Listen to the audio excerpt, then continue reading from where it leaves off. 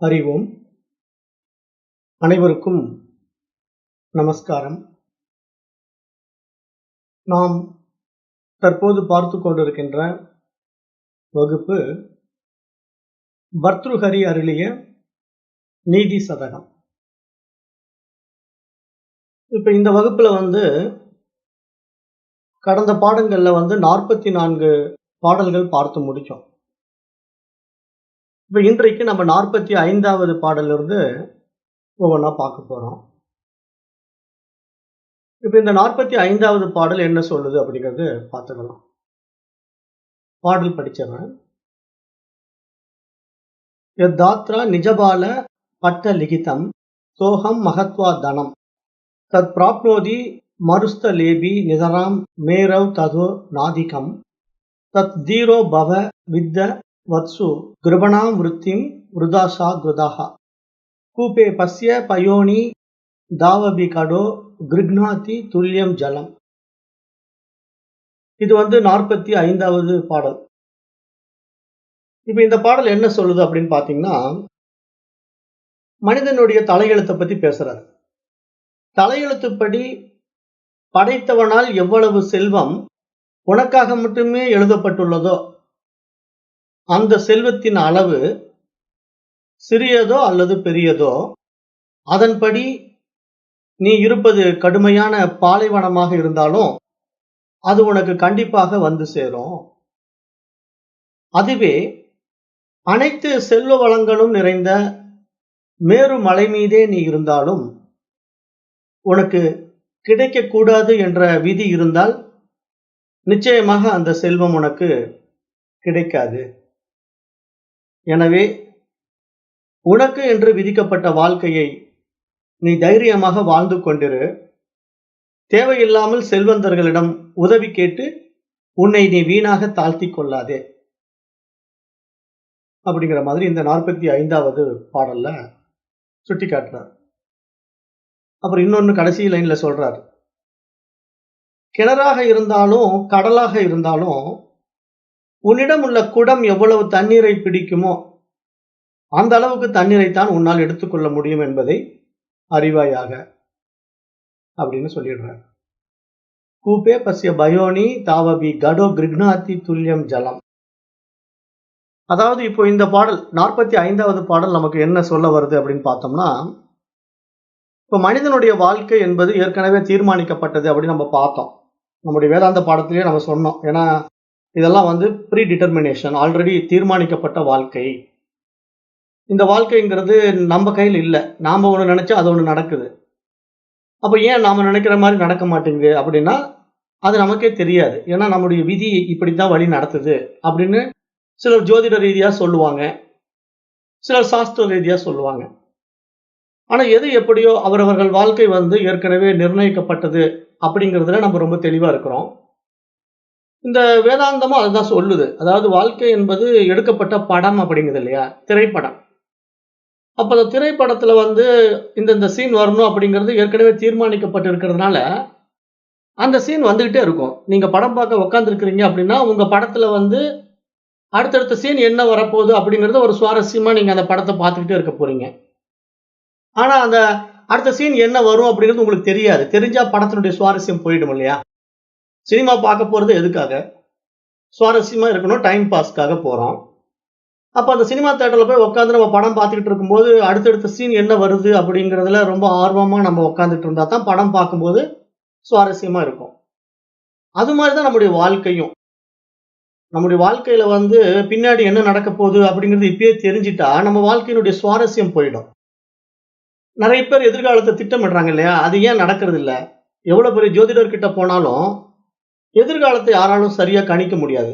கடந்த காலத்தை வேணா சொல்லுவாங்க, அப்படி இருந்தது இப்படி இருந்தது அப்படின்ட்டு. நம்ம மேட்ச் பண்ணி பார்த்து ஆமா கரெக்டா சொல்றீங்க அப்படின்னு கூட நம்ம ஜோதிடர்கிட்ட சொல்லலாம். ஆனா எதிர்காலம் அப்படிங்கிறது எந்த ஜோதிடரும் இப்படித்தான் நடக்கும் அப்படின்னு சொன்னா அது மாதிரி நடக்கிறதே கிடையாது இல்லையா.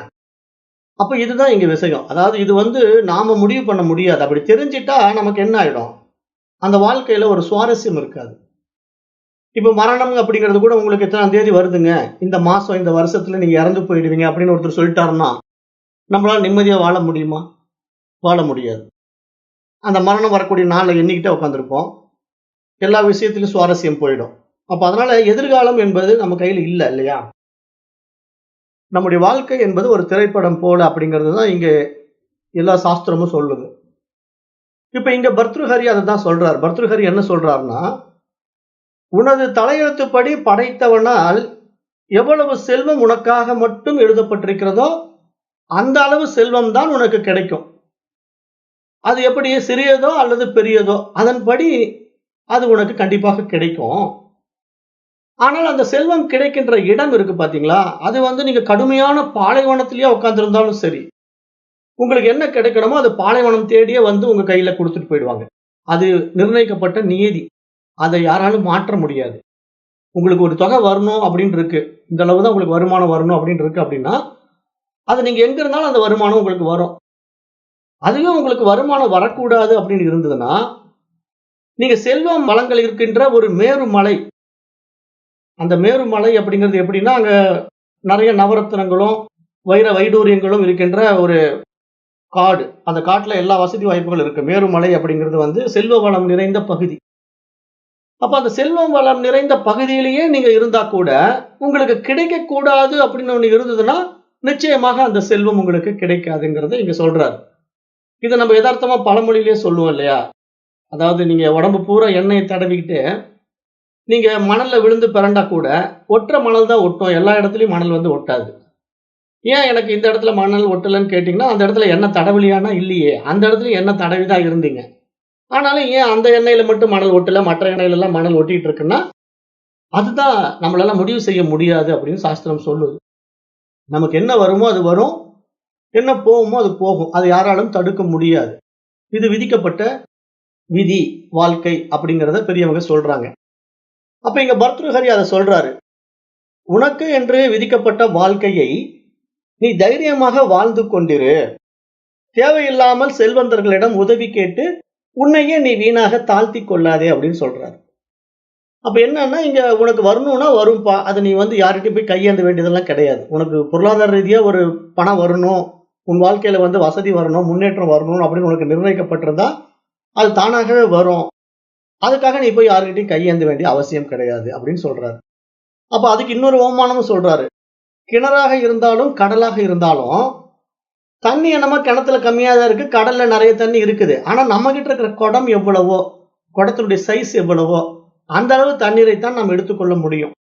நம்ம இடத்துல இருக்கிற குடத்துக்கு தகுந்த மாரி தான் நம்ம போய் கிணத்துல இருந்து தண்ணி எடுத்தாலும் வரப்போகுது. கடல்ல இருந்து தண்ணி எடுத்தாலும் வரப்போகுது. அப்ப நீங்க தண்ணி எடுக்கிற அளவீடு அந்த குடத்தின் அடிப்படையில இருக்கிற மாரி தான் நம்முடைய வாழ்க்கையினுடைய அடிப்படையில இந்த பிரகிருதிக்குள்ள நமக்கு என்ன கிடைக்குமோ கிடைக்கும், கிடைக்காதது கிடைக்காது. அப்ப இதுதான் இங்க இந்த பாடல் 45வது பாடல் ஒரு அருமையான விஷயத்த புரிய வைக்கிறார். நம்முடைய வாழ்க்கையில தீர்மானிக்கப்பட்ட விஷயங்கள். ஏன்னா நெறைய பேர் நினைக்கலாம், இப்படி நான் ஆகப் போறேன், அப்படி ஆகப் போறேன் அப்படின்ட்டு. அப்படிலாம் எல்லாராலயும் ஆக முடியறதில்ல. அம்பானி பொறுத்தவரைக்கும் ஒரு சாதாரண பெட்ரோல் பம்ப் பாய் தான். அப்ப பெட்ரோல் பம்ப் பாய் எல்லாம் அம்பானி ஆயிட முடியுமான்னா எப்படி முடியும்? அது எல்லாருக்கும் எழுதப்பட்ட விஷயம் அல்ல. அவருடைய வாழ்க்கையில அது எழுதப்பட்டிருக்கு. அதனால அவர் பெட்ரோல் பம்ப் பாயா இருந்தாலும், ஒரு பெட்ரோல் நிறுவனத்துக்கு தலைவராக மாறினாரு. பெட்ரோலியம் கம்பெனிஸ் இப்ப இன்னைக்கு அவர் நெறைய வச்சிருக்காரு ரிலையன்ஸ்ல. அப்ப அந்த அளவுக்கு பணக்காரரா அவர் மாறுறாருன்னா, அவருடைய தலையெழுத்துல இருக்கு. அப்பத்தான் ஆக முடியும். ராஜா ஏழையாகலாம், ஏழை ராஜா ஆகலாம். இதெல்லாம் நம்ம கையில இல்ல. அதுதான் இங்க வாழ்க்கையினுடைய நீதி. அது நமக்கு விதிக்கப்பட்டது, எடுக்கப்பட்டது. பணம் எடுக்கப்பட்டது அப்படிங்கிறது இங்க பெரியவங்க, மகான்கள், ஞானிகள் நமக்கு சொல்றாங்க. இது கொஞ்சம் சுவாரஸ்யமான விஷயம் தான். இந்த மாரி விஷயங்கள் ஒரு கதை கூட இருக்கு. அந்த கதையும் பார்க்கலாம். ஒரு ஞானி ஒரு கோவிலுக்கு போறார். அவர் ஒரு பெரிய மகான். சின்ன வயசுலயே ஞானியா மாறி, நெறைய பெரிய பெரிய கோயில்கள் எல்லாம் போய் சுத்தி பார்த்துட்டு வருவார். ஒரு நாள் அவர் அந்த கோயிலுக்குள்ள போகும்போது, அந்த மேடையெல்லாம் இவரு பேசுறதுக்காக அலங்காரம் செய்யப்பட்டு, அந்த மேடையில உட்கார்ந்திருக்கார். அவருடைய எதிர்ல நெறைய ஆண்களும், பெண்களும் கூட்டமா இருக்காங்க.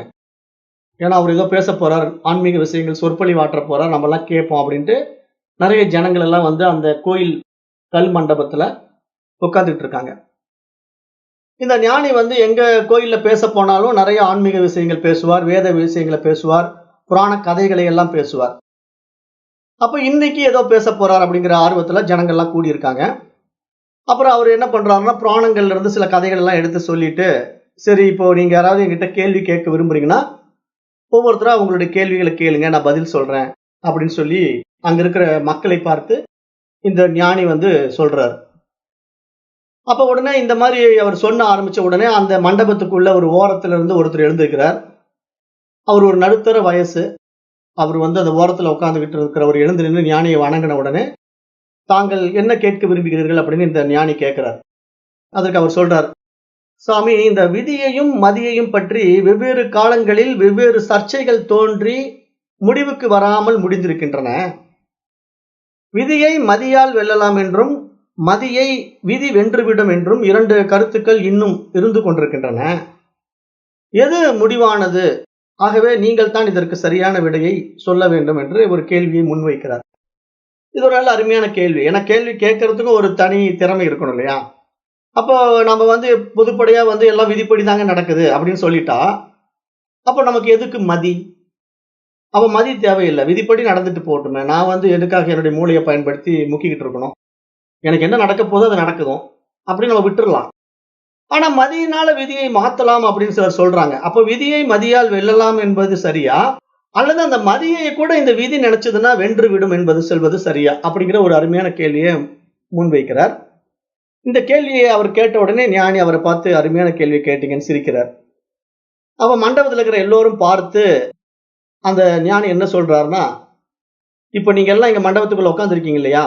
எல்லோருமே கொஞ்சம் தயவு செஞ்சு எழுந்து வெளியே போங்க. நான் கூப்பிட்ட பிறகெல்லாம் வாங்க அப்படிங்கிறாரு. உடனே அந்த மண்டபத்தில் இருக்கிறவங்க எல்லாம் ஏதோ சாமி சொல்ல போறாரு, அதுக்காக தான் வெளியே அனுப்புறாரு. சரி, நம்ம எல்லாம் வெளியே போலான்ட்டு சொல்லி எல்லாருமே அந்த மண்டபத்தை விட்டு வெளியே போயிட்டாங்க. இப்ப அந்த மண்டபம் காலி ஆயிடுச்சு. ஒரு 2 நிமிஷம் கேப் கிடைச்ச உடனே சுவாமி என்ன சொல்றாருன்னா, சரி எல்லாரும் திருப்பி உள்ள வாங்க அப்படிங்கிறாரு.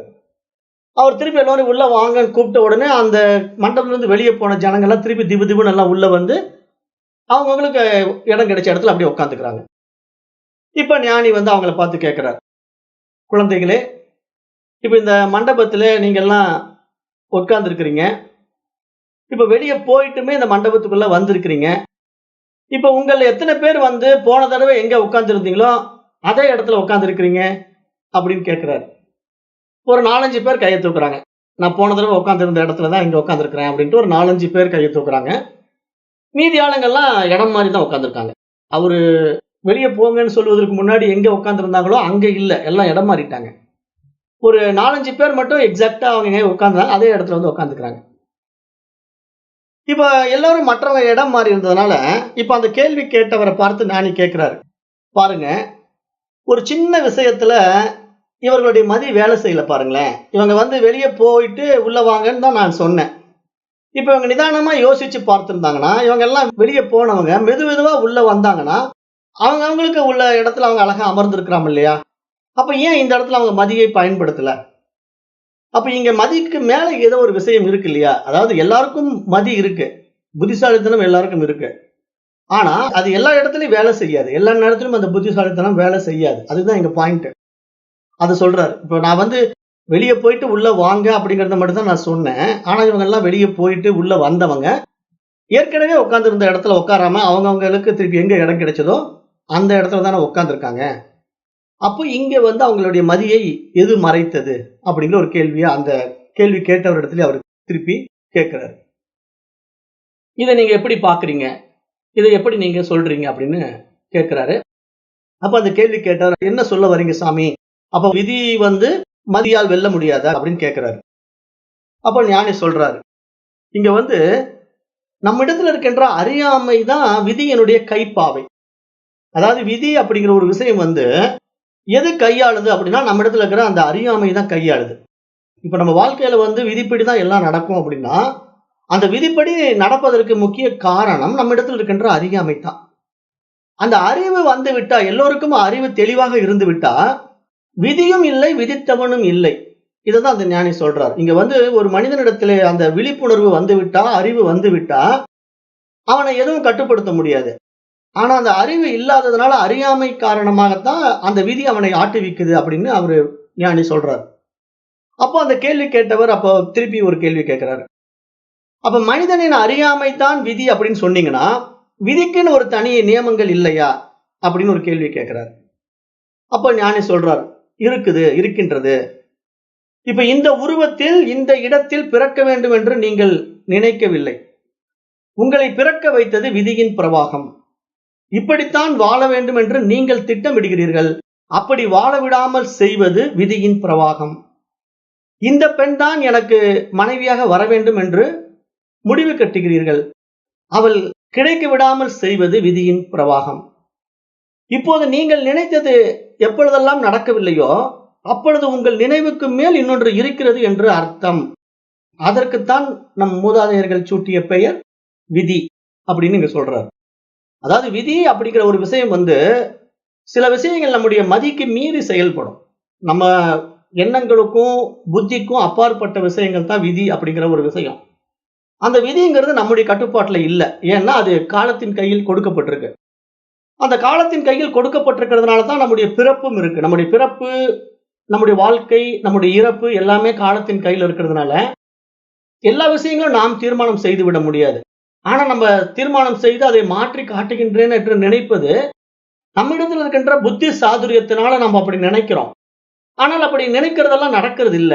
அதுக்குதான் உதாரணம் சொல்றாரு. இப்ப நான் இவளைத்தான் திருமணம் செய்து கொள்ள வேண்டும் என்று ஒரு பெண்ணை நீங்கள் காதலிக்கிறீர்கள் என்றால் ஏன் அவளையே திருமணம் செய்து கொள்ள முடியவில்லை? ஏதேனும் ஒரு தடை ஏற்பட்டு அவளை வேறு இடத்தில் கட்டி வைத்து விடுகிறார்கள் அல்லவா? அப்ப இதற்கு என்ன காரணம்? அப்ப இது ஏன் உங்க இடத்துல விதிதான விளையாடுது, மதி இங்க வேலை செய்யல இல்லையா? அப்ப இதுதான் விதி என்று சொல்றேன் அப்படின்னு சொல்றாரு அந்த ஞானி. அதுக்கு இந்த கேள்வி கேட்டவர் திருப்பி கேட்கிறாரு.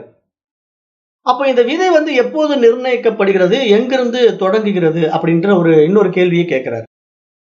இப்ப ஞானி சொல்றாரு, இந்த விதி என்பது சூனியத்தில் நிர்ணயிக்கப்படுகிறது, ஜனனத்தில் தொடங்குகிறதுங்கிறார்.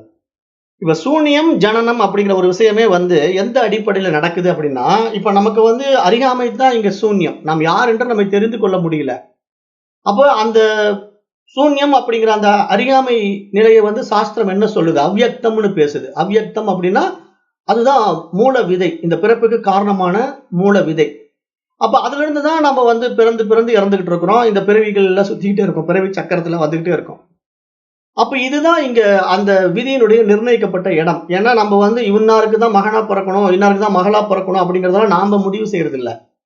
அப்புறம் நம்முடைய வாழ்க்கையில நமக்கு இவ்வளவுதான் செல்வம் இருக்கணும், என்ன தலைகளாம் என்னாலும் செல்வம் வரக்கூடாது அப்படிங்கறதை நாம முடிவு செய்ய முடியறது இல்ல. இப்ப நம்ம பணக்காரனா பிறக்கணும் அப்படின்னா அந்த ஒரு பணக்கார வீட்டுல பிறந்தாதான் பணக்காரனா வாழ முடியும். ஒரு ஏழை வீட்டுல நம்ம பிறந்துட்டோம்னா ஏழையா தான் வாழ முடியும். அப்ப இங்க வாழ்க்கை என்பது நாம் முடிவு செய்ய முடியறது இல்லை இல்லையா? அதுதான் விதி. ஏன்னா இப்ப ஒரு பிளாட்ஃபார்ம்ல இருக்கக்கூடிய ஒரு குடும்பத்துக்கும் குழந்தை பிறக்குது, பெரிய பணக்காரர் வீட்லயும் குழந்தை பிறக்குது. இந்த 2 குழந்தைகளும் பிறப்பின் அடிப்படையில வறுமையிலையும் வசதியிலையும் வாழுது. பணக்கார வீட்டு குழந்தைக்கு தங்க கிண்ணத்துல சாப்பாடு கிடைக்குது. ஆனா பிளாட்ஃபார்ம்ல இருக்கிற குழந்தைக்கு பால் கூட கிடைக்கிறது இல்ல. அப்ப இந்த நிலைப்பாடு ஏன் அப்படிங்கறத பாத்தீங்கன்னா, இந்த பிறப்பு இடம் மாறுவதற்கு என்ன காரணம் அப்படின்னா இதுதான் விதி. அப்ப இந்த விதிங்கிறது ஏற்கனவே நம்முடைய சூன்யத்துல நிர்ணயிக்கப்பட்டிருக்கிறதுனால, நம்முடைய அறியாமையில் நிர்ணயிக்கப்பட்டிருக்கிறதுனால அதை நாம் மாற்ற முடியாது. அது நமக்கு ஏற்கனவே எடுக்கப்பட்ட படம். அப்ப அது இப்படித்தான் அந்த படத்துல சீன் இருக்கணும். அந்த சீனை மாத்துறதுக்கு நமக்கு அதிகாரம் கிடையாது. அதை நாம் அப்படியே ஆக்ட் பண்ணிட்டு தான் போகணும். அதை மாத்தவே முடியாது. அப்ப இந்த மாதிரி சீன்குள்ள வர்றது நடிக்கிறதுக்கு வரலாமா வேண்டாமா அப்படிங்கிற தீர்மானம் பண்றதுக்கு ஒரு ரைட்ஸ் கொடுத்துருக்கு நம்ம கிட்ட. அதுக்குத்தான் புத்திசாலித்தனம் வேணும். அதுக்குத்தான் நமக்கு அறிவு தேவைப்படுது. அததான் சாஸ்திரம் பேசுது.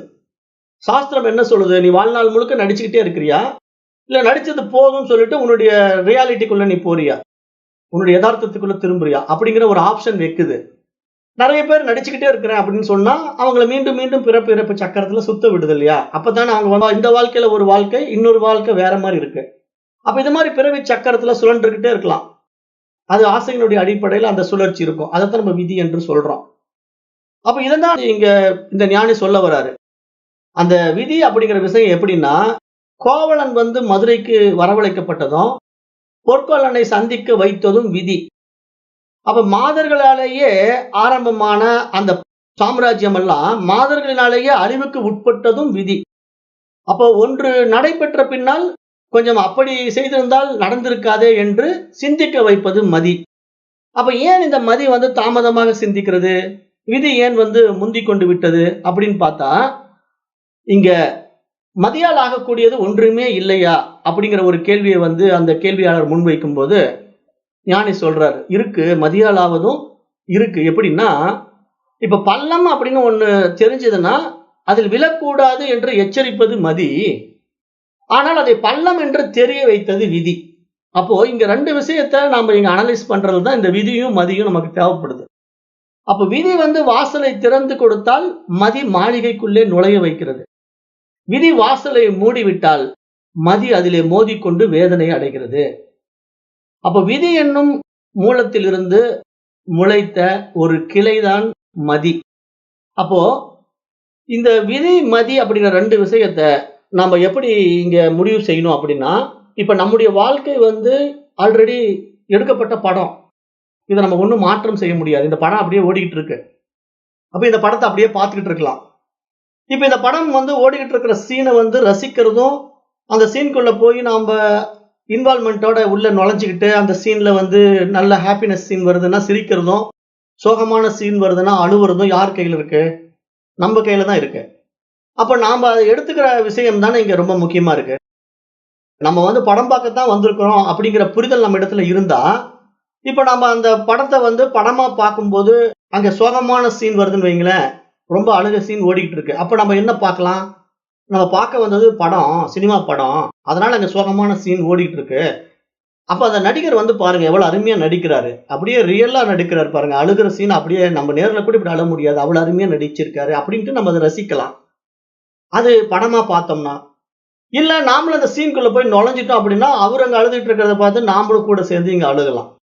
அப்ப இங்க 2ம் என்ன வித்தியாசம் அப்படின்னா, இங்க அந்த விழிப்புணர்வுல தான் நாம அந்த வித்தியாசத்த மாற்ற முடியும்.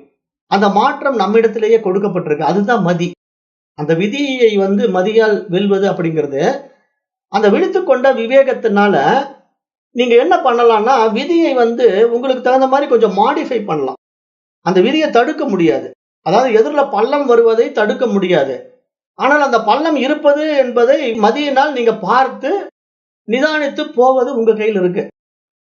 உங்களுடைய படத்துல சீன் எப்படின்னா, இப்ப நீங்க வண்டியில போயிட்டு இருக்கீங்க. எதிர்ல ஒரு பள்ளம் வர்ற மாரி ஒரு சீன் குடுத்திருக்காங்க பைக்ல போயிட்டு இருக்கும்போது. அப்ப எதிர்ல ஒரு பள்ளம் வர்றது அப்படிங்கிறத நீங்க கவனிக்காம போனீங்கன்னா, அந்த பள்ளத்துல விழுந்து காயப்பட வேண்டியத தவிர்க்க முடியாது. ஆனா, நீங்க அந்த கவனிக்காம போறது பதிலா விழிப்புணர்வோடு போனீங்கன்னு வச்சுக்கங்க, அதே பாதையில. அப்ப எதிர்ல அந்த பள்ளம் வருவத நீங்க நிறுத்த முடியாது. பள்ளம் வரும். ஆனா, நீங்க விழிப்புணர்வோடு போறதுனால, ஓ! எதிர்ல பள்ளம் வருது. நம்ம வண்டிய கொஞ்சம் டைவர்ஷன் மாத்திக்கலாம். கொஞ்சம் நகர்த்தி ஓட்டலாம் அப்படின்னு நினைச்சு நீங்க வண்டிய கொஞ்சம் டைரக்ஷன் மாத்துனீங்கன்னா, பள்ளத்துல விழாம நீங்க வீடு போய் சேரலாம். இல்ல நீங்க அந்த விழிப்புணர்வு இல்லாம வேடிக்கை பார்த்துக்கிட்டு போனீங்கன்னா, பள்ளத்துல விழுந்து தான் எழுந்திருக்க வேண்டியதா இருக்கும். அத தடுக்க முடியாது. அப்ப இங்க விதி வெல்வதும், மதி வெல்வதும் நம்மிடத்திலேயே கொடுக்கப்பட்டிருக்கு. ஆக, ஒரு சில விஷயங்கள் விதியின் அடிப்படையில் இருக்கு. ஒரு சில விஷயங்கள் மதியின் அடிப்படையில் இருக்கு. ஆக, இங்க விதியும், மதியும் சேர்ந்து தான் இருக்கு. ஆனா, நாம் அதை எப்படி கையாளுவது என்பதற்கு நம்மிடத்திலேயே விழிப்புணர்வு கொடுக்கப்பட்டிருக்கிறது. அந்த அடிப்படை உண்மைய நாம இங்க புரிஞ்சுக்கிட்டோம் அப்படின்னா, நாம் நம்முடைய வாழ்க்கை சரியானபடி வாழ முடியும். அப்ப மதியை எந்த இடத்துல பயன்படுத்தணும், எந்த இடத்துல நம்ம விதி போற போக்குல தப்பிக்க முடியாது அப்படிங்கிற சில விஷயங்களையும் புரிந்து கொண்டு நம்ம வாழ முடியும். அப்படிங்கிறது இங்க நம்ம ஆழமான விஷயமாக பார்க்கிறோம். ஏன்னா இது மகான்கள் இந்த விதி, மதி அப்படிங்கிற 2மே ஒரே இடத்துல உற்பத்தி ஆறது தான். ஆனா அது பயன்பாட்டுல நமக்கு மனிதன் பிறவியில மட்டும் தான் அத மாத்த முடியும். அதாவது அதுக்கு தான் நம்ம கர்மா தியரி பேசும்போது சொல்லுவோம். பிராரப்தம், ஆகாமியம், அப்புறம் சஞ்சிதம்.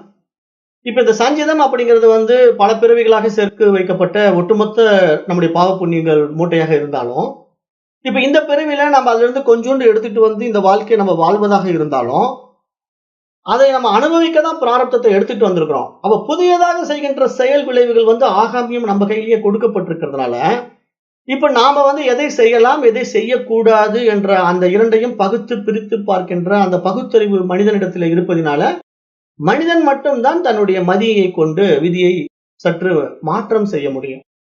மாற்றம் தான் செய்ய முடியும். அவன் ஒட்டுமொத்தமாக விதியிலிருந்து வெளிவந்து விட முடியாது. அதுக்கு தான் நீங்க படம் பார்க்கும்போது, அத நீங்க திரைப்படம் என்று நினைத்தா அதுல நீங்க சீரியஸ் ஆக மாட்டீங்க. அதுல ரியாக்ட் பண்ண மாட்டீங்க. அந்த படத்துக்குள்ளேயே போய் நுழைஞ்சிட்டீங்கன்னா, ஒரு சீன் பை சீன் நீங்க ரியாக்ட் பண்ணுவீங்க. அது நம்மிடத்திலேயே கொடுக்கப்பட்ட விஷயமா இருக்கிறதுனால, அந்த புரிதல் தான் இங்க ஞானம் என்பதாக மகான்கள் சுட்டிக்காட்டுறாங்க. இதத்தான் நம்முடைய சாஸ்திரங்களும் நமக்கு ரொம்ப ஆழமா புரிய வைக்க முயற்சி எடுக்குது. அப்ப இதை நம்ம புரிஞ்சுக்கணும். ஏன்னா நம்முடைய வாழ்க்கை எடுக்கப்பட்ட திரைப்படம். இந்த படத்தை மாடிஃபை பண்ணலாம். ஆனா படத்தை நிறுத்த முடியாது. அது ஓடிக்கிட்டே இருக்கும். அந்த ஓட்டத்துல நீங்க விதிப்படி வாழ்ந்துகிட்டே இருக்க வேண்டியதுதான். உங்களுக்கு என்ன வருமோ வரும், என்ன போகுமோ போகும். அத வருவதையும் போவதையும் நீங்க எப்படி ஏற்றுக்கொள்கிறீர்கள்ங்கிறது உங்களுடைய மனநிலையை பொறுத்து தான் இருக்கு. அது எந்த அளவுக்கு கையாளக்கூடிய புத்திசாலித்தனம் உங்ககிட்ட இருக்கோ, அதை பொறுத்து நீங்க அந்த வாழ்க்கையை ஒரு விவேகத்தோட வாழ்ந்துவிட்டு போலாம். விவேகம் இல்ல அப்படின்னா, ஒரு சங்கடத்தோட வாழ்ந்துவிட்டு போலாம். இது 2 தான் நம்முடைய வாழ்க்கையில நடக்கப் போகிறது. அப்ப ஞானிகள் இத புரிஞ்சுகிட்டதுனால என்ன பண்றாங்கன்னா, வாழ்க்கையினுடைய எதார்த்தத்த புரிஞ்சுகிட்டு, அவங்க இத 2யுமே ஃபேஸ் பண்றாங்க. அதாவது விதியையும், மதியையும் ஃபேஸ் பண்ணி, இதை பேலன்ஸ்டு பண்ணி வாழ்றாங்க. 2ம் சமமாக பார்க்கின்ற ஒரு சக்தி ஞானிகளிடத்தில் இருக்கிறதுனால, அவங்க அத கடந்து போறாங்க. இதுவும் கடந்து போகும் அப்படிங்கிற அந்த நிலைப்பாட்ட புரிஞ்சுகிட்டு வாழ்றதாகத்தான் நம்ம பார்க்கிறோம். அப்ப அதுதான் இந்த 45வது பாடல்ல ரொம்ப முக்கியமான ஒரு விஷயமாக நான் இத இங்க குறிப்பிட்டு சொல்றேன். ஏன்னா இப்போ 1800 ஆண்டுகளுக்கு முன்னாடியே பர்த்ருஹரி ரொம்ப தெளிவாவே சொல்றார். இங்க எல்லாமே விதிப்படி தான் நடக்குது. இங்க நம்முடைய தீர்மானம் ஒண்ணும் இல்ல. நமக்கு எது வருமோ, செல்வத்தினுடைய அளவு சிறிதோ பெரிதோ, அந்த செல்வம் நீ கடுமையான பாலைவனத்துல இருந்தால் கூட உனக்கு என்ன கிடைக்குமோ அது கிடைச்சிடும். ஆனா உனக்கு கிடைக்கக்கூடாதுன்னு ஒரு விதி இருந்தா, நீ மேரு மலையிலேயே உட்கார்ந்திருந்தாலும் உனக்கு அது கிடைக்காதுப்பா. ஆக நீ என்ன பண்ற? உனக்கு விதிக்கப்பட்ட விதியை நீ தைரியமாக எதிர்கொண்டு வாழ பழகிக்கோ. அதை விட்டு தேவையில்லாத செல்வந்தர்களிடத்துல போய் உதவி கேட்டு உன்னையே நீ வீணாக தாழ்த்திக் கொள்ளாதே அப்படின்னு தான் இந்த 45வது பாடல்ல தெளிவுபடுத்துறார். அப்ப இதை நம்ம புரிஞ்சுக்கணும். நமக்கு என்ன வருமோ வரும், என்ன போகுமோ போகும். அதுதான் நம்முடைய வாழ்க்கை. அதை இந்த 45வது பாடல்ல சுட்டி காட்டுறார். அடுத்தது 46வது பாடல். त्वम् एव साधः तारो सीदि केशां न गोचरः किम् अम्बोध वरास्माहं कार्पण्योक्तं प्रदीक्षसे. இந்த பாடல் 46 என்ன சொல்லுதுன்னா, இந்த மேக கூட்டங்களை பத்தி பேசுறாரு. அதாவது கார்முகிலே, நீயே இந்த பூமியில் உள்ள நீர்நிலைகளுக்கு ஆதாரம் என்பதினாலே மழையாக பொழிந்து இந்த பூமியில் வாழ்கின்ற செடி கொடிகள் மரம் என எல்லா உயிரினங்களையும் வாழ்விக்கின்றாய். இது எல்லோராலும் தெரிந்து கொள்ள முடிவதில்லை. அப்படி இருக்க நீர்நிலைகளுக்கு ஆதாரமான மேக கூட்டங்களே, நீங்கள் ஏன் ஒரு தச்சனின் வேண்டுகோளுக்கு காத்திருக்கின்றீர்கள் அப்படிங்கிற மாதிரி ஒரு கேள்வி எழுப்புறார். அதாவது இப்ப இது ஒரு மேக கூட்டத்தோட இவர் பேசுற மாதிரி ஒரு கவிதை அமைச்சிருந்தாலும், இதனுடைய அடுத்த கவிதையும் அதே மாதிரி மேகக்கூட்டங்களோட பேசி அதுக்கு ஒரு சொல்யூஷன் கொடுக்கிற மாதிரி கொண்டு வராரு. அந்த கவிதை 2மே பாத்தீங்கன்னா, அந்த மேகத்திலிருந்து வருகின்ற நீர்நிலை மழையாக பொழியுது. ஏன்னா மேகக்கூட்டங்கள் தான் நமக்கு மழையாக பொழியுது. அந்த மழை நீர் பூமியில விழுவதினால்தான் இங்க பூமியில் இருக்கின்ற உயிரினங்கள்லாம் வாழுகின்றன. அப்ப இந்த மழை நீர் இருந்தா, நீர் இல்லைன்னா இந்த உலகம் இல்லை. அதுதானே நீரின்றி அமையாது உலகு அப்படின்னு பெரியவங்க சொல்லியிருக்காங்க இல்லையா? நீர் இல்லைன்னா இந்த உலகம் இருக்காது. எல்லா உயிரினங்களும் நீரை ஆதாரமாக கொண்டுதான் வாழுகின்றன. அப்போ ஏன் நீரை ஆதாரமாக கொண்டு வாழுகின்றன? இங்க மனிதன் உண்ண உணவு எல்லாமே நீர் இருக்கிறோம். நீர் இல்லைன்னா எதுவுமே கிடைக்காது. அப்ப நீர் தான் இங்க ஆதாரமா இருக்கு.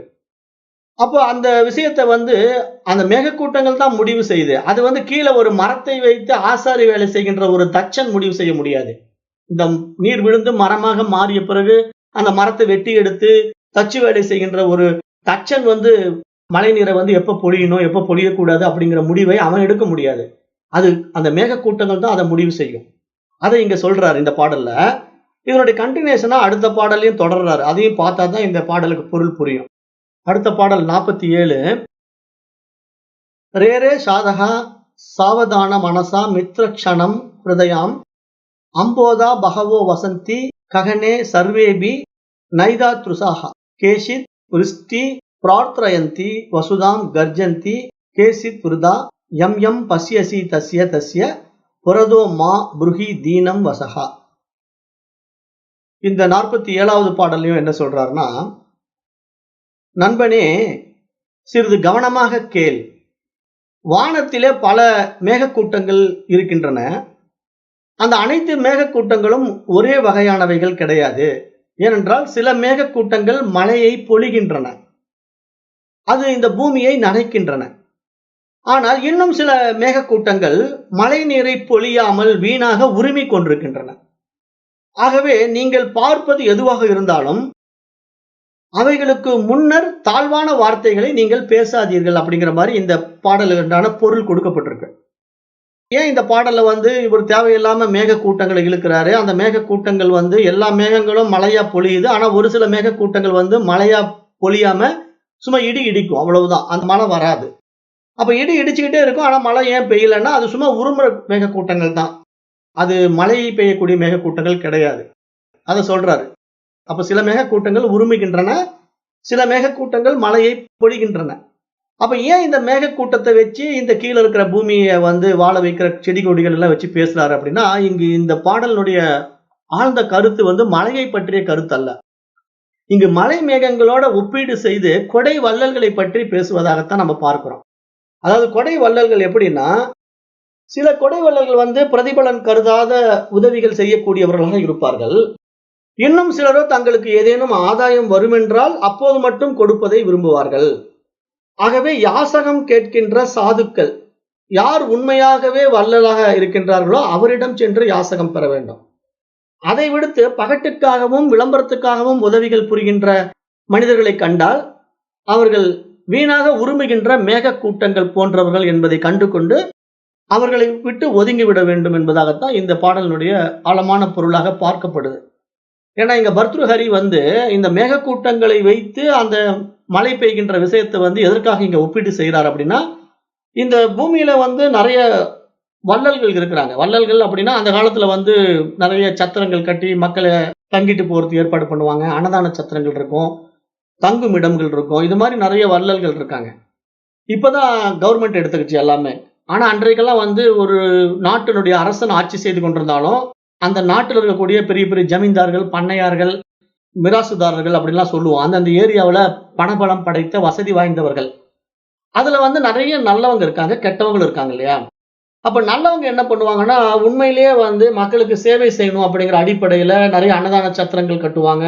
மக்கள் தங்கிட்டு போறதுக்கான தங்கும் சத்திரங்கள் கட்டுவாங்க. இந்த மாதிரி எல்லாம் ஒரு காலத்துல மக்களுக்காக உதவி செய்த உண்மையான வள்ளல்கள் எல்லாம் இருந்தாங்க. அப்ப இது மாதிரி ஒரு வள்ளலும் இருக்கிறாங்க. ஒரு சிலர் என்ன பண்ணுவாங்கன்னா, அந்த பணம், பதவி, பகட்டு வச்சுக்கிட்டு கௌரவத்துக்காக செய்வாங்க. சமுதாயத்துல ஒரு நல்ல பேர் கிடைக்கணும். இவர் பெரிய ஆளு அப்படின்னு காட்டிக்கிறதுக்காக, இந்த உலகத்துல அந்த ஊர் மக்கள்லாம் இவர் பெரிய ஆளுப்பா அப்படின்னு சொல்லணுங்கிறதுக்காகவே ஒரு பெருமைக்காக செய்வாங்க. அப்ப அதைத்தான் இவர் இங்க குறிப்பிடுறார். இந்த மாதிரி ஒரு மேகம், மலை மேகம் எந்த ஒரு பிரதிபலனும் எதிர்பார்க்காம பூமியில் இருக்கக்கூடிய உயிரினங்களை வாழ்விப்பதற்காக பெய்கின்ற மழை மேகமும் இருக்கு. சும்மா உருமுகின்ற மலை மேகம் இருக்கு. அப்போ 2 விதமான மலை மேகங்கள் இருப்பது போல இங்கு 2 விதமான வள்ளல் தன்மை பொருந்திய மனிதர்கள் இருக்கின்றார்கள். ஒரு சிலர் உண்மையாகவே மக்களுக்காக சேவை செய்கின்ற வள்ளல்கள். ஒரு சிலர் பகட்டுக்காகவும் விளம்பரத்துக்காகவும் சேவை செய்வது போல காட்டிக்கொள்வார்கள். ஆனா உண்மையான சேவை கிடையாது. அப்ப இவர்கள் கிட்ட நீ போய் மாட்டிக்காத. உண்மையான வள்ளல்கள் கிட்ட மட்டும் போய் நீ உன்னுடைய யாசகத்தை கேட்பாயாக என்று சாதுகளுக்கு உபதேசம் பண்ணுவதாக இந்த பாடல் அமைக்கப்பட்டிருக்கு. இந்த 47வது பாடல். ஏன்னா இதெல்லாம் ரொம்ப ஆழமான உட்கருத்தை கொண்ட பாடல்கள். அதை எந்த அடிப்படையில் அவர் எழுதுறாரு அப்படிங்கறத நம்ம அந்த கண்ணோட்டத்துல பார்த்தா தான் புரிந்து கொள்ள முடியும். அடுத்தது 48. அகருணத்துவம் அகாரண விக்கிரகா பரதனே பரயோசிதி ஸ்பிருஹா சுஜன பந்து ஜனேஸ் வகஹிந்துனோவா பிரகிருதி சித்தம் இதம் ஹி துராத்மனாம். இந்த பாடல் 48 என்ன சொல்ல வருதுன்னா,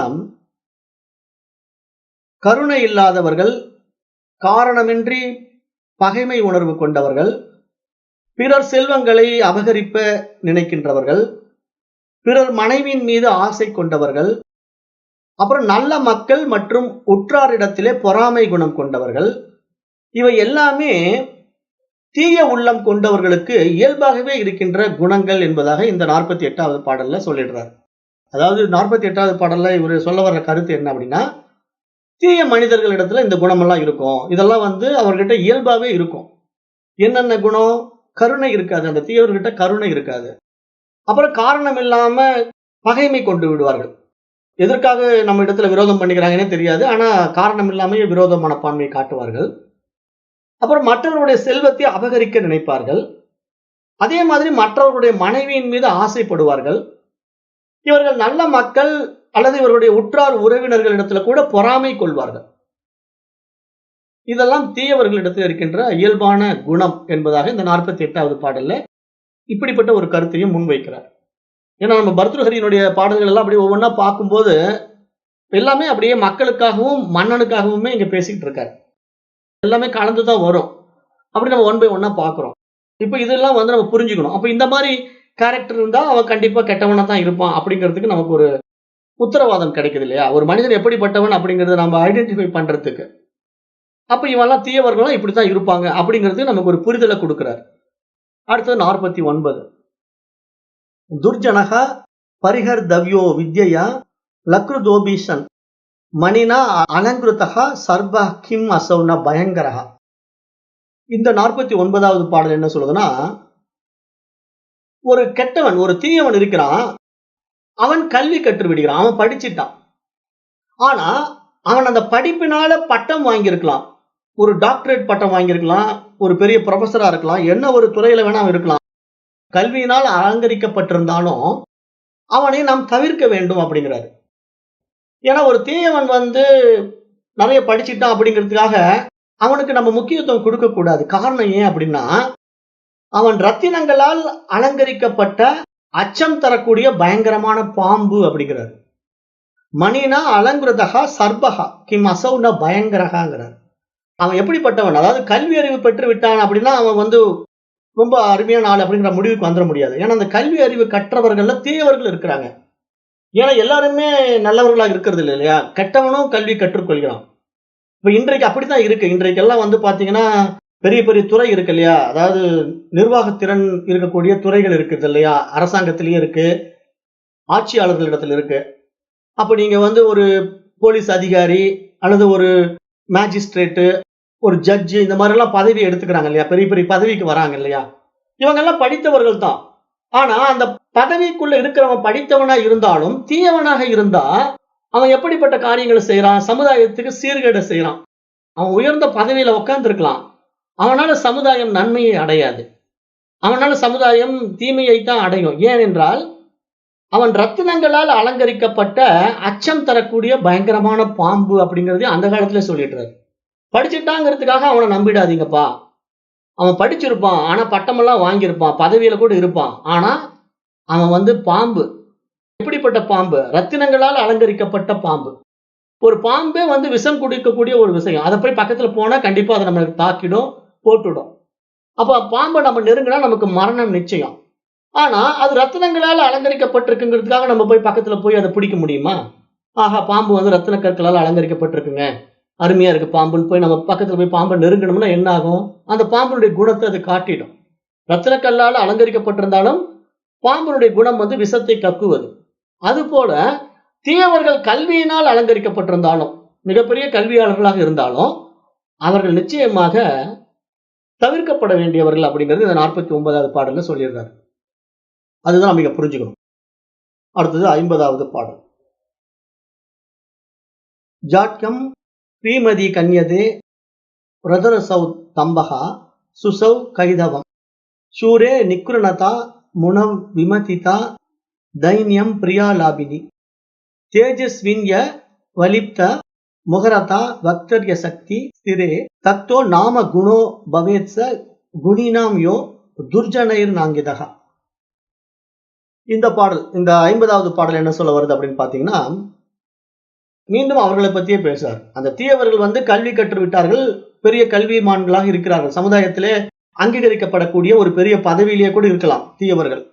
அந்த தீயவர்கள் திறமையான கல்விமான்களாக தங்களை காட்டிக் கொள்ளும் போது கூட அவர்கள் எப்படி இருப்பார்கள் அப்படின்னா, அடக்கமான ஒரு விஷயத்தை வந்து முட்டாள்தனம் என்று சொல்வார்கள். அடக்கத்தினை மடமை என்றும், நோன்பு நோற்றலை ஏமாற்றுதல் என்றும், தூய்மையை பாசாங்கு என்றும், வீரத்தினை கொடுமை என்றும், துறவினை அறிவின்மை என்றும், இன்சொல் உரைத்தலை தாழ்மை என்றும், திறமையை இருமாப்பு என்றும், பேச்சுத் திறனை வாயாடித்தனம் என்றும், உறுதியை ஏழாமை என்றும் மாற்றிக் கூறுவர் அப்படிங்கிற மாதிரி ஒரு அருமையான விஷயத்தை இங்க முன்வைக்கிறார். அதாவது இங்க என்ன சொல்ல வர்றாருன்னா, இப்ப ஒரு கல்வி அப்படிங்கிற ஒரு விஷயம் வந்து சான்றோர்களால் அங்கீகரிக்கப்பட்ட விஷயம். அதாவது ஒரு படிப்பு, ஒரு கல்வி அப்படிங்கிறதே வந்து எப்படி சமுதாயத்துக்கு கொடுக்கப்படுது? நல்ல விஷயங்களை கொடுக்கணும். நீதி நெறி தவறாமல் மனிதன் வாழணும், அறவழியில வாழணும், பொருளாதாரத்தை வந்து அறவழியில சம்பாதிக்கணும் அப்படிங்கிற நல்ல விஷயங்கள் சொல்வதற்கு தான் கல்வி வேண்டியதா இருக்கு. அந்த கல்வியை கற்றுக்கொள்வதனால்தான் மனிதன் வந்து நற்பண்புகளை உடையவதனால படைக்கப்பட்ட ஜாதிகளேயே உயர்ந்த ஜாதி மனித ஜாதி என்று பார்க்கப்படுது. ஏன்னா மனிதனை போன்ற மற்ற ஜாதி மிருகங்கள் இருக்கு, பறவைகள் இருக்கு, புழு பூச்சிகள் இருக்கு. ஆனா அதை யாரும் மதிக்கிறது இல்ல. ஏன் மதிக்கிறது இல்ல? அதுகிட்ட கல்வி அறிவு கிடையாது. ஆனா மனிதனிடத்துல கல்வி அறிவு இருப்பதனால அவன் என்ன பண்றான்? தான் கற்ற கல்வியை வைத்துக்கொண்டு எது நல்லது, எது கெட்டது என்று பகுத்து பிரித்து பார்க்கின்ற புத்திசாலித்தனம் அவனிடத்துல மேலோங்குவதனால, அந்த மனிதன் என்ன பண்றான்? அந்த கல்வியை கொண்டு தன்னை நல்வழிப்படுத்திக் கொள்கிறான். நல்ல விஷயங்களை எடுத்துக் கொள்கிறான். இது வேண்டாம், இது கெட்டது, இதனால சமுதாயத்துக்கு கேடு விளைவிக்கும். ஆகவே நாம் நல்லதை நோக்கி போவோம் அப்படின்னு சொல்லி நல்ல விஷயங்களை ஏற்றுக்கொள்கின்ற மனிதன் தான் உண்மையான கல்வி கற்கின்றவன், கல்வி கற்றவன். ஆனா அதே கல்வியை வந்து ஒரு தீயவன் கற்றுக்கொள்கிறான் அப்படின்னா, அவனும் சமுதாயத்தினால கல்வி கற்றவனாக அங்கீகரிக்கப்படுகிறான். ஏன்னா அவனுக்கு டிகிரி கொடுத்துருவாங்க, பட்டம் கொடுத்துருவாங்க, அவன் எல்லாத்துலயும் டாக்டரேட் பட்டம் கூட வாங்கியிருக்கலாம். ஆனா அவனுடைய மனப்பான்மை எப்படின்னா, சமுதாயத்தை அப்படியே திருப்பி போடுவான். சமுதாயத்தை எப்படி திருப்பி போடுவான்னா, இப்ப அவனுக்கு ஒரு அதிகாரம் கையில கொடுத்துட்டீங்கன்னு வச்சுக்கோங்களேன், கல்வியின் காரணமாக அவனுக்கு ஒரு அதிகாரத்தை கொடுத்துட்டீங்க அப்படின்னா, அவன் என்ன பண்ணுவான்? எல்லாத்தையும் மாத்தி மாத்தி எழுதுவான். அந்த மாதிரி ஆட்கள் சொல்லுவான் அப்படிங்கறத இங்க பர்த்ருஹரி அப்பயே சொல்றாரு. எப்படி சொல்றாருன்னா, அந்த தீயவர்களிடத்திலே கல்விமான்களாக காட்டிக்கொள்ளும் போது அடக்கத்தினை மடமை என்பார்கள். இப்ப நம்ம அடக்கமான ஒரு விஷயத்தை வந்து மிக உயரிய விஷயமா பார்க்கிறோம். அதை இவன் என்ன சொல்லுவானாமா? மடமை, முட்டாள்தனம் அப்படிம்பானாமா. அடக்கமா இருக்கிறது முட்டாள்தனம் என்று சொல்வானாமா. நோன்பு நோற்றுதலை, அதாவது விரதம் இருக்கிறோம் அப்படின்னா அதை ஏமாற்றுதல் என்பான். தூய்மையை பாசாங்கு என்பான். அதாவது தூய்மையா நம்ம இருக்கிறோம் அப்படின்னா, அதாவது உண்மையாக இருக்கிறோம், விசுவாசமா இருக்கிறோம் அப்படின்னா அதுக்கு அவன் என்ன சொல்லுவான்? அது பாசாங்கு அப்படிம்பான். அப்புறம் வீரத்தினை கொடுமை என்பான், துறவினை அறிவின்மை என்பான், இன்சொல் உரைத்தலை தாழ்மை என்பான், திறமையை இருமாப்பு என்பான், பேச்சு திறனை வாயாடித்தனம் என்பான், உறுதியை ஏழாமை என்பான். அப்ப எல்லாமே இவன் ஆப்போசிட்டா எடுத்துக்குவான். அப்படித்தான் நடந்துகிட்டு இருக்கு. இப்ப இன்றைய கல்வி முறைகள் எல்லாம் எப்படின்னா, கண்டவர்கள் கையில வந்து நாம கொடுத்துட்டோம் கல்வியை. அப்ப இன்றைக்கு வந்து பாத்தீங்கன்னா, கல்வி முறைகள்லாம் ஏன் மாற்றப்படுது? கல்வியில வந்து எல்லாம் தப்பு தப்பா சொல்லப்பட்டிருக்கு இல்லையா? அப்ப இதெல்லாம் என்ன காரணம்? இந்த மாதிரி தீயவர்கள் கையில கல்வி போய் சேர்ந்துட்டா அவங்க என்ன பண்றாங்க? குழந்தைங்களுடைய எஜுகேஷன் சிலபஸ்ல கை வைக்கிறாங்க இல்லையா? அப்படி கை வைக்கும் போது இவங்க சொல்ற கருத்துக்களை மக்கள் உண்மை என்று நம்புவார்கள். அப்ப இவர்கள் எப்படி வேணா மாத்தி மாத்தி சொல்லலாம். கருத்துக்களை வந்து இவங்களுக்கு சாதகமான கருத்துக்களை வந்து உண்மை போல சமுதாயத்துல நுழைக்கலாம். அப்படித்தான் நம்முடைய கல்வி முறையெல்லாம் ஆங்கிலேயர்களை முன்னிறுத்தி எழுதப்பட்டிருக்கு. பெரும்பாலான கல்விகள் நீங்க பாத்தீங்கன்னா, அந்த அன்னி பெசன்ட் அம்மையார் அப்படின்னு அப்படி பண்ணாங்க, இப்படி பண்ணாங்க, இந்த இவர் இப்படி செஞ்சாரு அப்படின்ட்டு நிறைய வெளிநாட்டினரைத்தான் பெருமையா நம்ம பேசிட்டு இருப்போம். நம்ம கல்வியை எடுத்து படிச்சோம்னா, இந்த இந்தியாவில் இருக்கிற பெரும்பாலான விஷயங்கள் வந்து வெளிநாட்டினால் செய்யப்பட்டது, ஆங்கிலேயர்களால் செய்யப்பட்டது அப்படிங்கிற மாதிரி நிறைய ஆங்கில விஷயங்களை தான் நம்ம முக்கியத்துவம் கொடுத்து படிச்சுக்கிட்டே இருக்கிற மாதிரி தான் நமக்கு கல்வி முறையெல்லாம் இருந்தது. நம்ம சின்ன வயசுல ஸ்கூல்ல படிக்கும்போது பாத்தீங்கன்னா, பெரும்பாலான விஷயங்கள் வந்து ஆங்கிலேயர்களை முன்னிறுத்தியே சொல்லப்பட்டிருக்கும். நம்ம தமிழர்களையோ, நம்ம இந்தியர்களையோ முன்னிறுத்தி சொல்லப்படாது. ஏன் அப்படின்னா, அந்த கல்வி அவர்கள் கையில போயிட்டதுனால அவர்களுக்கு சாதகமான விஷயங்களை அவர்கள் மாற்றி எழுதி கொள்வார்கள். அப்ப அப்படித்தான் அந்த காலத்திலேயே சொல்லிட்டார். இப்படியெல்லாம் மாற்றிக் கொள்வார்கள். தீயவர்களிடத்துல வந்து கல்வி போயிட்டா அவர்கள் தங்களை கல்விமான்கள் போல காட்டிக்கொண்டு கல்வியிலேயே கை வைப்பார்கள். அந்த கை வைப்பது எப்படி? மாற்றி மாற்றி சொல்வார்கள். அடக்கத்தினை மடமை என்பார்கள், நோன்பு நோற்றலை ஏமாற்றுதல் என்பார்கள், தூய்மையை பாசாங்கு என்பார்கள், வீரத்தினை கொடுமை என்பார்கள், துறவினை அறிவின்மை என்பார்கள், இன்சொல் உரைத்தலை தாழ்மை என்பார்கள், திறமையை இருமாப்பு என்பார்கள், பேச்சு திறனை வாயாடித்தனம் என்பார்கள், உறுதியை ஏழாமை என்பார்கள். இப்படிதான் மாத்தி பேசுவார்கள். ஆக தீயோரால் பழித்துரைக்கப்படாத நற்பண்புகளும் உள்ளதா? இல்லவே இல்லை என்று இங்கு வந்து ஒரு கேள்வியாகவே பர்த்ருஹரி முன்வைக்கிறார். அப்போ சாதகமான தீயவைகளை எல்லாம் இவர்கள் தங்களுடைய நற்பண்புகளாக மாற்றிக்கொள்வார்கள் என்று இங்க அந்த 50வது பாடல்ல முன்னிறுத்துறார். அப்ப இதெல்லாம் நம்ம எதுக்காக இங்க சொல்றாரு அப்படின்னா, இந்த சமுதாயம் வந்து தீயவர்கள் கையில போயிட்டா எப்படி வேணா மாத்திக்கும், அது நம்ம கொஞ்சம் எச்சரிக்கையா இருக்கணும் அப்படிங்கறத இங்க சொல்றாரு. அடுத்தது 51. லோபஸ் சேத குணேன கிம் பிசுனதா யத் யஸ்மி கிம் பாதகைஹி சத்யம் சேத் தபசா ச கிம் சசி மனோயத் யஸ்தி தீர்தேன கிம் சௌஜன்யம் யதி கிம் குணைஹி ஸ்வமஹிமா யத் யஸ்மி கிம் மண்டயனஹி யத் வித்யா யதி கிம் தனைர பயசோ யத் யஸ்தி கிம் மிருத்யுனா. இந்த பாடல் 51 என்ன சொல்லுதுன்னா, ஒருவனிடம் வந்து பேராசை என்ற ஒரே ஒரு தீய குணம் இருந்தால் அவனிடம் இருக்கின்ற மற்ற தீய பண்புகள் எல்லாம் அதற்கு ஈடாகவே முடியாது அப்படிங்கிறார். அதாவது ஒரு தீயவனிடத்துல எவ்வளவு தீய குணங்கள் வேணா இருக்கலாம். ஆனா அந்த பேராசை அப்படிங்கிற ஒரு குணம் இருந்தா மற்ற எல்லா தீய குணங்களும் அதுக்குள்ளேயே அடங்கிடுது அப்படிங்கறத இங்க வெளிப்படையா சொல்றாரு. ஒருவனிடம் பேராசை என்ற ஒரு தீய குணம் இருப்பின் அவனிடம் இருக்கின்ற மற்ற தீய பண்புகள் எல்லாம் இதற்கு ஈடாகவே இருக்க முடியாது. அதுபோல அவதூறு பரப்புகின்ற செயலை ஒருவன் செய்வான் என்றால் அதைவிட பாவங்கள் வேறொன்று இருக்க முடியாது. அதுபோலவே தவ வாழ்க்கை வாழுகின்ற துறவிகளிடத்திலே உண்மை இல்லை என்றால் இவர்களை விட தீயவர்கள் இந்த உலகத்தில் இருக்க முடியாது. புண்ணிய நதிகளில் நீராடுகின்றவர்களின் உள்ளத்திலே தூய்மை இல்லை என்றால் இவர்களை விட அசுத்தமானவர்கள் யாரும் இருக்க முடியாது. அதனால் இவர்களால் அந்த தூய நதியே அசுத்தம் அடைகிறது. ஆக பேராசைக்கு மிஞ்சிய தீய பண்பும் இல்லை, அவதூறு பகர்வதினும் பெரிய பாவமும் இல்லை. நல்லுள்ளம் உண்டாகில் யாவரும் சுற்றமே. அப்ப பழி என்பது சாவுக்கு நிகரானது அப்படிங்கிற மாதிரி இங்க சொல்லிடுறாரு. அப்ப இந்த பாடல் 51வது பாடல் நமக்கு என்ன புரிய வைக்குது அப்படின்னு பாத்தீங்கன்னா, இப்ப நிறைய விஷயங்களை எப்படி புரிஞ்சுக்கணும் அப்படிங்கிறது சொல்ல வராரு. அதாவது தீய குணங்கள் ஒருத்தர்கிட்ட நிறைய இருக்கலாம், எவ்வளவு கெட்டமான விஷயங்களா இருக்கலாம். ஆனா அந்த பேராசைங்கிற ஒரு தீய குணம் இருந்தா மற்ற குணங்கள் எல்லாம் அதுக்கு ஈடாகவே முடியாது. அந்த அளவுக்கு அது மிக மோசமான குணம் அந்த பேராசை அப்படிங்கிற ஒரு குணம் என்பதை சுட்டி காட்டுறார்.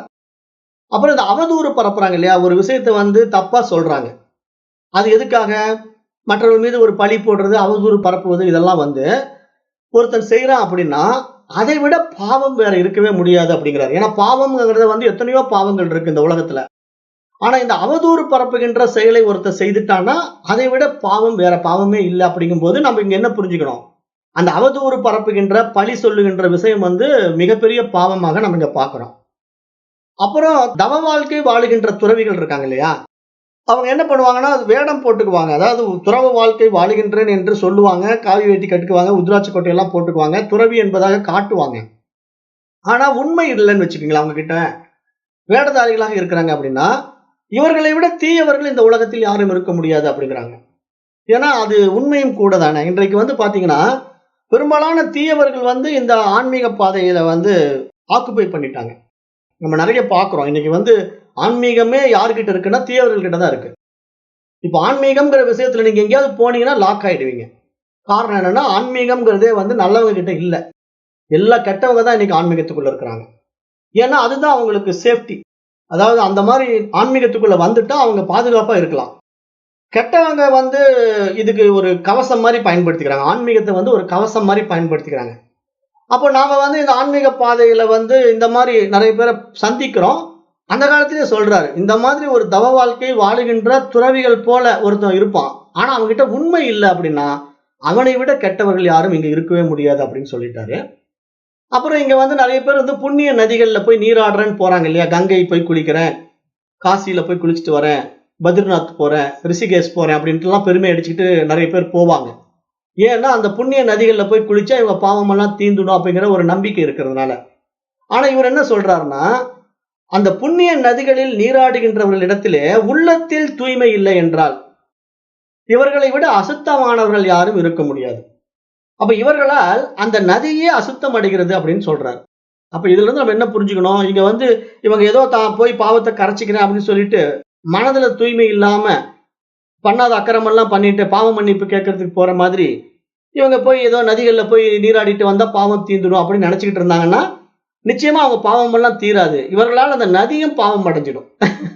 ஏன்னா அதுதான் உண்மை. அதை அழகா சொல்லிட்டாரு. ஏன்னா புண்ணிய நதிகளில் நீராடுகின்றவர்களின் உள்ளத்தில் தூய்மை இல்லை என்றால் இவர்களை விட அசுத்தமானவர்கள் யாரும் இருக்க முடியாது. அதனால் இவர்களால் அந்த நதியே அசுத்தம் அடைகிறது அப்படின்னு சொல்லிட்டாரு. அப்ப இதைத்தான் நாம இங்கேயும் பார்க்க வேண்டியதா இருக்கு. ஏன்னா இந்த மாதிரி தீயவர்கள் போய் அந்த நதிகளை குளிக்கிறதுனால தான் நதி அசுத்தமாகிறதுங்கிறத கூட நம்ம அகத்தியர் படத்துல பாக்குறோம். அகத்தியர் படத்துல நதி தேவதை அலங்கோலமா இருப்பா. அப்ப அகத்தியர் என்னம்மா இப்படி இருக்கிற அப்படின்னு கேட்டா மக்கள் எல்லாம் என்ன குளிச்சு குளிச்சு என்ன இப்படி பண்ணிட்டாங்க சாமி அப்படின்னு சொல்லி அவ கேட்பா. அப்ப அவ திருப்பி அதனுடைய அழகை மீட்டு எடுக்கணும் அப்படிங்கிறதுக்கு என்ன செய்யணும் அப்படின்னு அவர்கிட்ட அவர் அறிவுரை கேட்பா. அப்ப இது எதுக்காக சொல்ல வருது இந்த கதைகள்லாம் அப்படின்னா, இங்க பாவத்தை கழுவுறேன்னு சொல்லி இவங்க உள்ளத்துல தூய்மை இல்லாம போய் அந்த நதியையும் பாவமாக்கிட்டு வந்துடுறாங்க அப்படிங்கறத நம்ம இங்க பார்க்க வேண்டியதா இருக்கு. அப்ப இங்க பொதுப்படியா அவர் சொல்ல வர்ற விஷயம் என்ன அப்படின்னா, பேராசைக்கு மிஞ்சிய தீய பண்பு இல்ல. அவதூறு செய்வதை விட பெரிய பாவம் இல்ல. நல்ல உள்ளம் இல்ல அப்படின்னா அவர்கள் வந்து மிக மிக தீயவர்கள் தான். அதுல சந்தேகமே இல்ல. அப்புறம் மற்றவர்கள் மீது பழி சொல்கின்றவன் வந்து அந்த மரணத்துக்கு நிகரானது. அவனுக்கு வந்து அவன் இறந்த பிணத்துக்கு சமம் அப்படிங்கிற மாரி சொல்லிடுறாரு. அதாவது ஒரு பிணம்னா நம்ம எப்படி மதிக்க மாட்டோம். ஒரு பிணம்னா அது வந்து எரிக்கப்பட வேண்டியது, புதைக்கப்பட வேண்டியது. அது எப்ப எடுப்பீங்க அப்படின்னு கேட்கிற லெவல்ல தான் நம்ம அத பார்க்கிறோம். மற்றவர்கள் மீது தேவையில்லாத பழி சுமத்துகிறார்கள். அவர்கள் மீது வந்து அவதூறு பரப்புகிறார்கள் அப்படின்னா, அவர்கள் பிணத்துக்கு சமம் என்பது போலவே இந்த பாடல்ல 51வது பாடல்ல சொல்லிட்டார். அப்ப இதெல்லாம் வந்து எதுக்காக இப்படிலாம் நமக்கு சுட்டி காட்டுறாரு அப்படின்னா, இங்க இந்த மாரி விஷயங்கள் மனிதர்களிடத்துல நெறைய இருக்கிறது. இதுல எப்படிப்பட்ட மனிதர்கள் எல்லாம் இருக்கிறாங்கங்கிறத நமக்கு புரிய வைக்கிறார். அத நாம இங்க பார்க்கிறோம். அடுத்தது 52.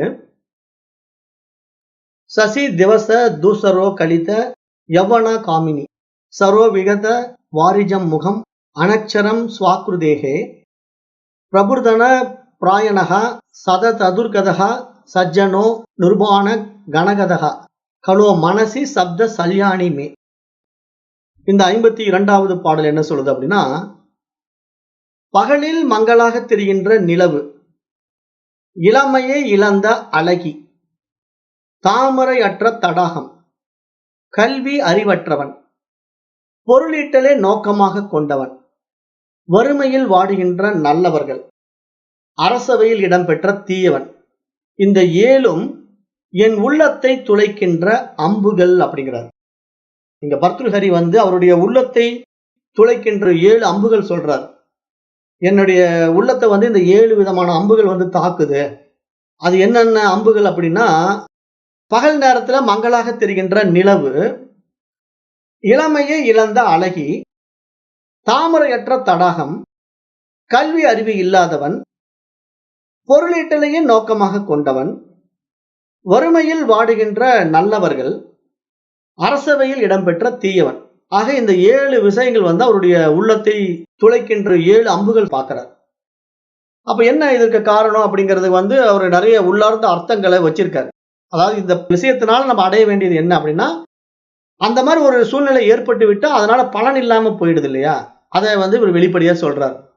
இப்ப ஒரு நிலவு இருக்குது அப்படின்னாலும், அந்த நிலவு வந்து குளிர்ச்சி, குளுமை தரக்கூடிய ஒரு விஷயம்தான்.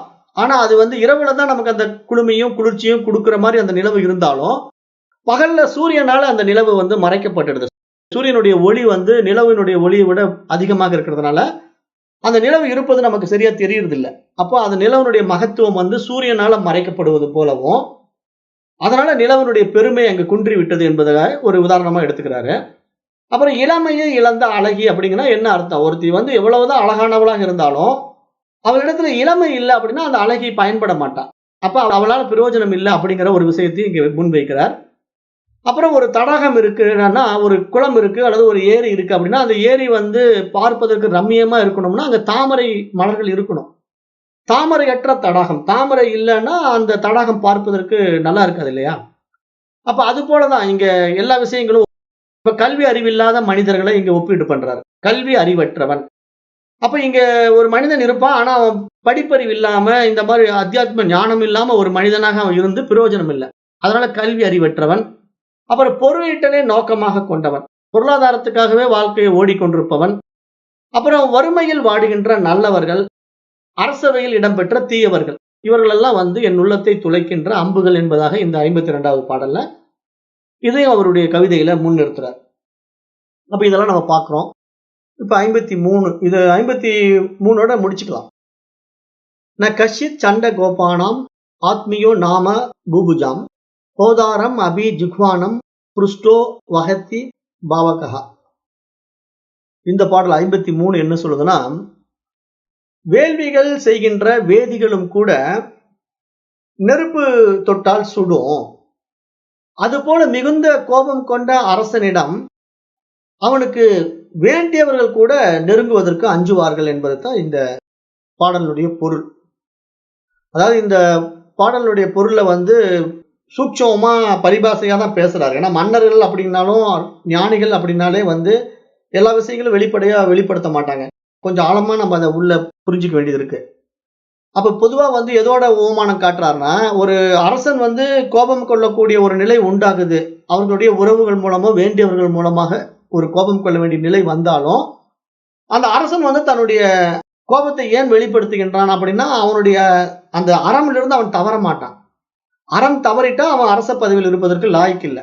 ஆகவே அரசன் என்றால் அவன் வந்து தனக்கு வேண்டியவங்க வேண்டாதவங்க அப்படின்லாம் பார்க்கக்கூடாது. அந்த அரசவை தகுதியில உட்காந்துட்டா அது தன்னுடைய வீட்டுல குற்றம் செய்தாலும் தண்டிக்கணும், பொதுப்படையா மனிதர்கள் குற்றம் செய்தாலும் தண்டிக்கணும். அவன் தான் அரசன். வெளியே குற்றம் செய்தா அவர்களை தண்டிக்கிறதும், தனக்கு வேண்டியவர்கள் குற்றம் செய்தா அதை கண்டுக்காம விடுறதும் அரசனாக இருக்க முடியாது. அவன் அரச பதவிக்கு லாய்க்கு இல்லை.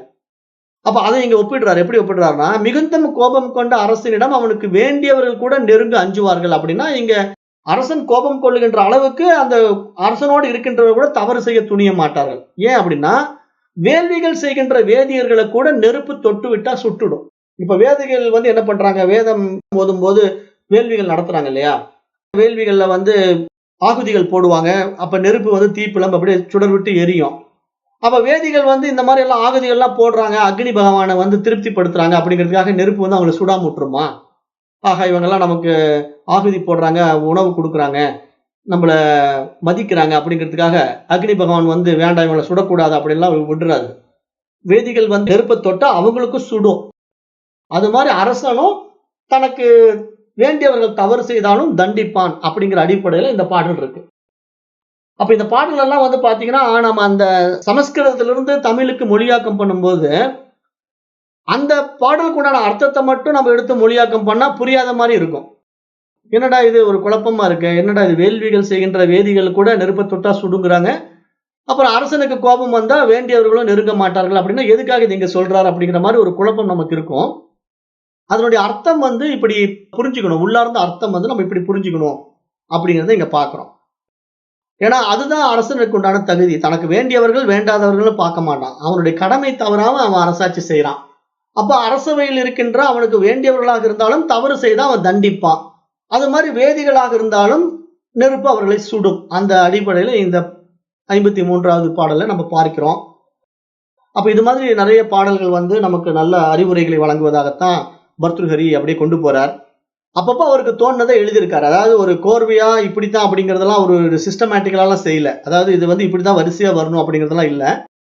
அவருக்கு என்ன மனசுல உதயமாகுதோ அதை அப்படியே எழுதுறாரு. இப்ப நாமளும் அப்படிதான் படிச்சுட்டு இருக்கிறோம். அதனால இப்ப இன்றைக்கு நம்ம வந்து 53 பாடல்கள் நிறைவு செய்திருக்கிறோம்.